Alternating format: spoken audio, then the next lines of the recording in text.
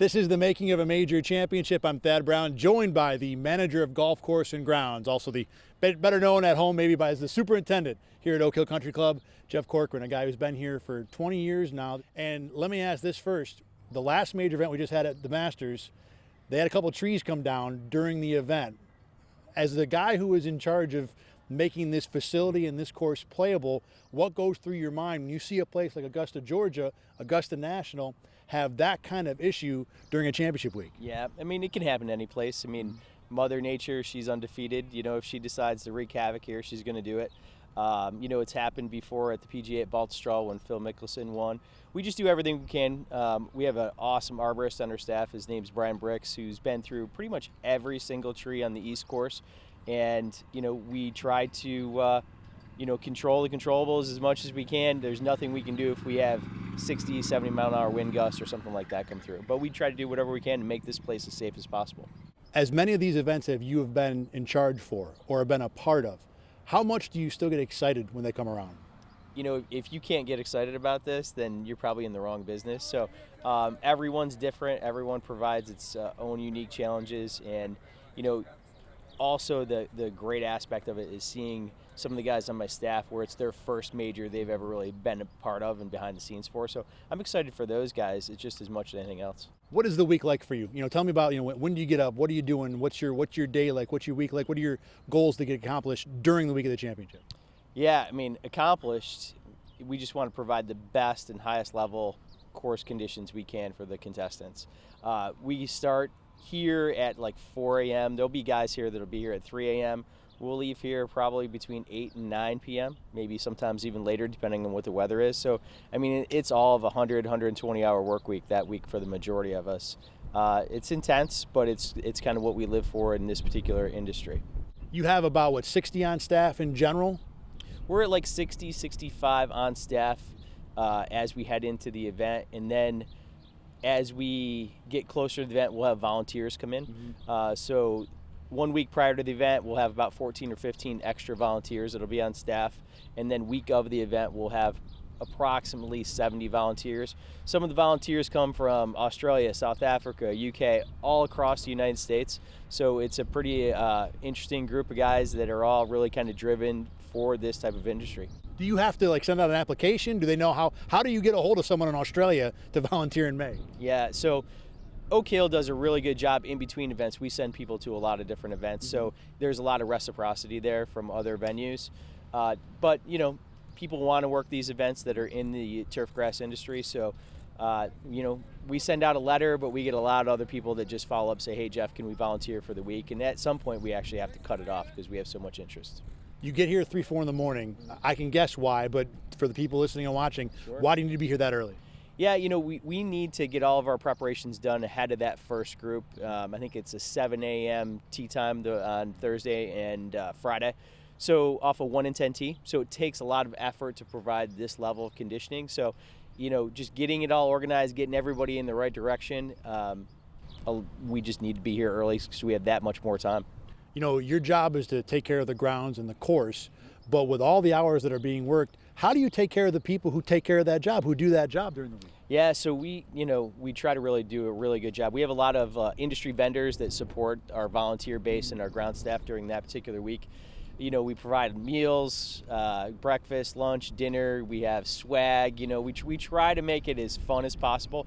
And, having that volunteer base come in, we have a large workforce, so it's not too taxing on each individual. I think the worst case scenario for us is that we get inclement weather like they saw at Augusta. Mm-hmm. That really kind of brings people down, you know what I mean? Because you're trying to perform at a high level and the weather just kind of works against you. That makes for a long week. I was going to ask, what the concerns are, and it's funny the way you put it. It sounds less like you're concerned about the amount of workload that it might impose upon you, and more that the work you're doing would be bothered, problematic because of how the weather would affect what's going on the course. Yeah, quite frankly, is that we work a lot of hours regardless of whether there is an event or not. So this week is just ratchets it up a little bit higher, and we know what to expect coming into the event. I think one of the things that a lot of people don't understand is that, leading up to the event, everybody's all hyped and ready to go. Everybody's pumped up to have the best players in the world play the golf course.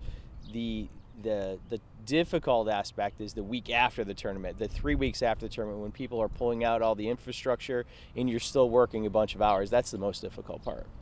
How much is your job different? And this isn't just specific for the week of the PGA Championship, but since this course has been restored and all the changes have been made, obviously the greens are different, there's new holes, and there's much less trees. Maybe less leaf work might be number one on this list. But for you, what's been different about your job in these few years since the restoration?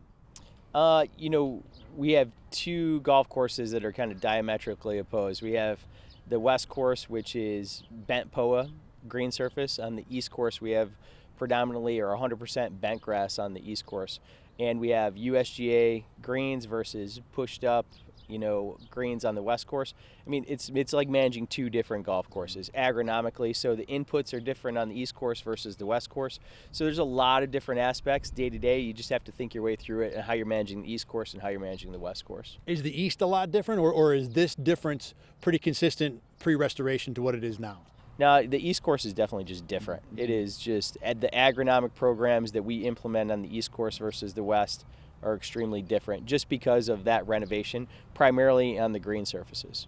Speaking of the green surfaces, in 2013, Jason Duffner went really low, course record on Friday. The scores were really low, largely because of the rain that had come the night before and the way it softened up greens. The drainage is different now. That was one of the big parts of this restoration of making sure the green complexes could accept moisture a little bit more. Do you think this course would be better prepared for that type of situation and maybe play a little tougher, maybe play a little more the way you want it to play if there's rain, the night before a round or early in a round? I think that we have the ability to we'll say play a little firmer if we do get some rainfall, unlike we weren't as prepared in 2013. But, if you get enough rainfall, it doesn't matter. I mean, take a look at 2020 when they played the Masters in November. It wasn't the right time of year to play that event at Augusta National. I mean, scores were extremely low. Guys were firing close to pins. So if we get 2 inches of rain here, there's not a lot we can do to defend the golf course. However, if we receive a half an inch with that renovation, we're in a much better place to have a firmer, truer surface. This event now is in May for the first time, and obviously we've had May events here with the senior point of view, so it's not like you haven't done a May event. But what is different about the course agronomically? What's different about the grass? What's different about the green surfaces in May than what these pros would have experienced in August? Yeah, so, we won't have a lot of humidity. So I think that actually we have a better chance of having a much more firmer golf course. Also, too, is that, you can debate this depending on what the weather would be like. But, if we continued a good stretch of weather, the rough in May at Oak Hill is typically extremely difficult. Our agronomics haven't changed at all. 2008 and 2019 were essentially a dress rehearsal for this event. We're a week earlier, which, would I like 7 more days? Yeah, of course I would. However, I think that we're primed. We did come through the winter in awesome shape, so we're ready to go. I'm going to ask you about that. The winter here has been unusually mild and unusually snow-free. I think my snowblower at home has seen the inside of the garage more often than any other winter I can remember. What is that? How does that affect where the course is at? And we were talking off camera a little bit before we started doing this interview that you said the lack of snow might actually be a little bit of a problem going into this year. Yeah, so there was a couple sleepless nights through the wintertime. An ideal winter for us managing a golf course in turf grass is to have an insulating blanket of snow across the golf course. We don't plan for having open winters, so when we had an open winter, especially right around Christmas when it was extremely cold, we had 40-mile-an-hour wind, there's issues of desiccation that can come up. There can be some turf grass loss, and I know some guys out in the Cleveland area that had similar weather that actually lost some turf. So, even going through January and February, we were expecting to have some snow cover. Where we didn't get it, and so we were concerned. But I think that the difference being is that we didn't have snow cover, and it wasn't extremely cold with high winds. We had an open winter, but we had warmer than normal temperatures, and I wouldn't say excessive rainfall, but we were always moist. So we were in a good spot. We got I would say we got really lucky as far as this winter's concerned. Is this part of the fun of your job? I mean, people might look at it cynically and say, oh, he manages the grass, he cuts the grass. But obviously there's a lot more strategy and I've thought that goes into getting this course exactly where you want it to be every year, knowing that the winter can play out any number of a million ways going into that. Yeah,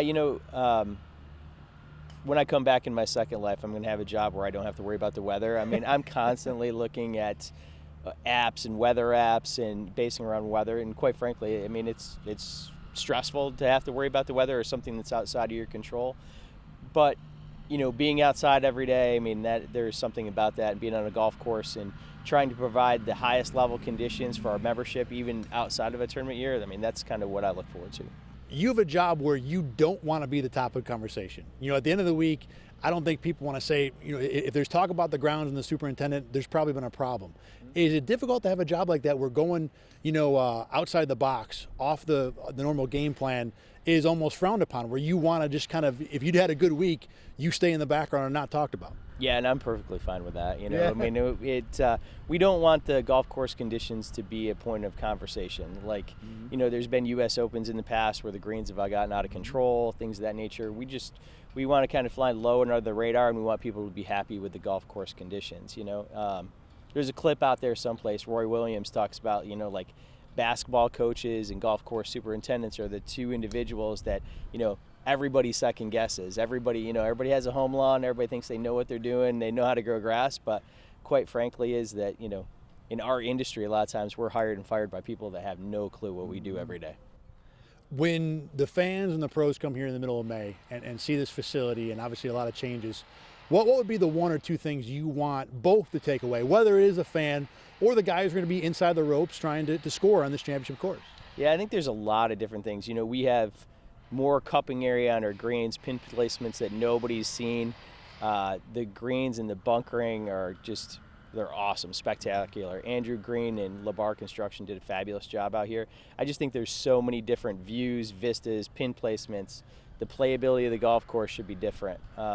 So it should be really interesting. I think everybody's within the Oak Hill community is excited to see how the renovated East Course plays and holds up to the best players in the world. And I think the only variable there is just what is the weather going to do. Yeah. Last question for you. After all the work you've put into it, all the hours you're going to put in that week, what's the party like Sunday night? We don't talk about the party. The party's usually pretty good. We have a little event at the grounds department, and it's pretty spectacular. Yeah, so it's low key. Very nice. Jeff Corcoran, manager of course and grounds. Thanks for joining me. I appreciate it. Appreciate it. Yep.